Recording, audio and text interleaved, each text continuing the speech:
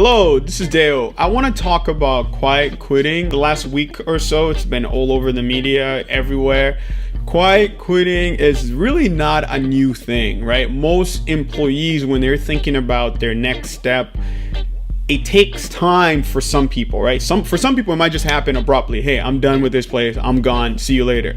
But for some, it takes a longer period of time as they're contemplating, is this the place for them? I wanted to also talk about this whole notion of self-worth. The way you value yourself will make a big difference in how you advocate or negotiate what you deserve and how you should be treated. So for people that are contemplating if the employer that they're working for is the right employer or not for them, and if they're going to stick around, they're already strategizing. They're already looking at, okay, do I go to a different department? Are they going to give me a raise? Are they going to give me a more opportunity? What do I do to raise my voice and be more in the forefront so I can get more opportunity, right? All of that is already happening.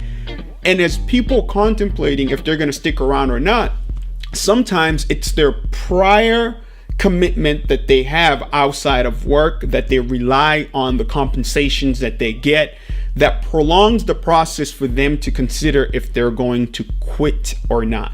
So the quiet quitting, it's been around forever. Now it's being named, right? Like, that's how our society works. We often usually, once something becomes trendy, everybody jumps on it.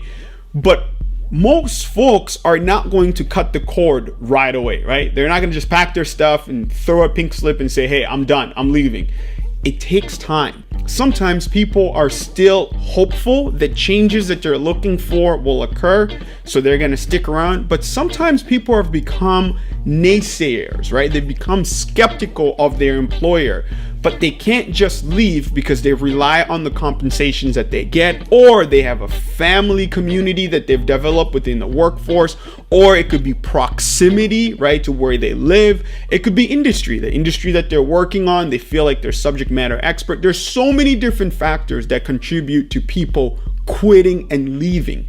My team and I at Deo Mono Consultancy, we spend a lot of time interviewing employees in different sectors, especially the last 2 years. And what we've learned around what leads to people quitting varies. It's not monolithic. So it's really important when we're talking about this quiet quitting to understand the root causes of what allows people to stick around when they've already given up, right? When they're already, they say, hey, this is no longer a place for me. But the reality is, for most people, they're going to stick around for a while. So there's a lot of different things that will happen, right? Their productivity will come down. Their ability to go above and beyond will probably not happen. And their vocalization, right? For them to be able to vocalize how they feel, it might be more raw, because at this point, they're just counting the days, right? Or they're counting the actions where they're like, all right, this company, they need me, right? If I can do bare minimum when they're ready to let me go, then I'll be gone and I'll still benefit from unemployment for a little bit, and then I'll find a different job, right? There's so many different reasons people have that leads to them quiet quitting, right? And so it's important to be able to understand that. But more importantly, I want to go back to the employee themselves, right? Their value, what they think that they're bringing to the table is so important within their evaluation of if this is a place for me or not. The way you value yourself will make a difference in how you advocate or negotiate what you deserve, or how you should be treated. So how you see yourself, your skill set, you as a person, you're always going to weigh it around the experiences that you're having within a certain setting. And in the workforce space, there's so many different factors that contribute to that. And employers are often not in tune with how that plays out for each employee. So when employees get into a certain point where they're like, okay, this is not for me anymore, the employer is so behind because they might be focusing more on the incentive or the perks or all the other things that they offer, but they might not focus on what is the value connection between the employee and the employer and the work that they're doing and their sense of belonging, and how equitable do they feel, or how accepted do the employee feel. And the employers, they've been taking that for granted for so many years. And within the last 2 years with the pandemic, there's an awakening that's happened where employees have taken agency of what it means for them to be employees of different employers.